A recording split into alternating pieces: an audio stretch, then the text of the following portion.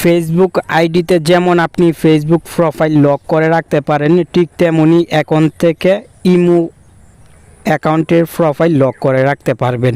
ইমোতে নতুন এই সেটিংসটি কিন্তু অ্যাড হয়েছে, লক প্রোফাইল। আপনি যখন লক প্রোফাইল করে রাখবেন ইমো, তখন শুধুমাত্র আপনার নামটি শো হবে। কেউ যদি অপরিচিত হঠাৎ আপনার ইমো অ্যাকাউন্টে ভিজিট করে, সে কিন্তু শুধুমাত্র নামটি দেখতে পাবে, কোনো প্রোফাইল ফটো অথবা প্রোফাইলের ইনফরমেশন সে দেখতে পাবে না। আশা করি ভিডিওটি শেষ পর্যন্ত কন্টিনিউ করে এখনই আপনি ইমোতে প্রোফাইল লক সেটিংসটি অন করে ফেসবুকের মতন ইমো প্রোফাইল লক করে রাখবেন। টেকন বাংলা চ্যানেলের গুরুত্বপূর্ণ আরও একটি নতুন ভিডিও দেখছেন, আর সম্পূর্ণ ভিডিওতে আমি আছি আপনার বন্ধু নাসিম। ভিডিওতে লাইক এবং কমেন্ট করবেন, কারণ আমি আপনার জন্য চেষ্টা করছি প্রতিদিন নতুন নতুন গুরুত্বপূর্ণ ভিডিও নিয়ে আসার। এখন আপনি ইমো অফিসিয়াল অ্যাপটি আপডেট করার জন্য গুগল প্লে স্টোরে চলে আসবেন এবং ইমো অ্যাপটি আপডেট করে নেবেন। অলরেডি আমি আপডেট করে রেখেছি, তাই এখানে ওপেন লেখা শো হচ্ছে।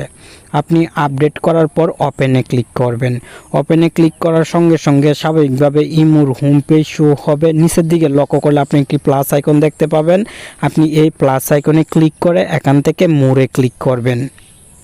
মোরে ক্লিক করার সঙ্গে সঙ্গে স্বাভাবিকভাবে এখানে অনেকগুলো সেটিংস শো হবে। আপনি এখান থেকে সেটিংস অ্যান্ড প্রাইভেসি এই সেটিংসে ক্লিক করবেন।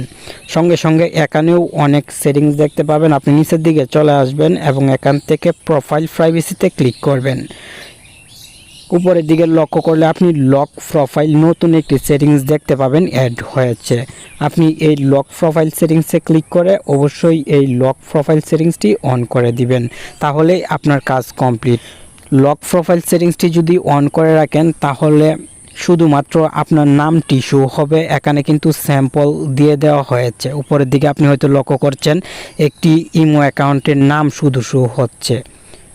অপরিচিত কেউ ভিজিট করবে যখন আপনার ইমো অ্যাকাউন্ট, সেই সময় কিন্তু সে শুধুমাত্র এভাবে আপনার ইমো অ্যাকাউন্টের নামটি দেখতে পাবে। প্রোফাইল ফটো সহ আপনার পার্সোনাল ইনফরমেশন সম্পূর্ণ হাইড থাকবে। আশা করি এখনই ইমোতে প্রোফাইল লক সেটিংসটি অন করে দিবেন। ভিডিওটি ভালো লাগলে লাইক করুন, কমেন্ট করুন, আর নতুন নতুন বিষয় সম্পর্কে প্রতিদিন জানতে আমাদের সাথেই থাকুন। ধন্যবাদ।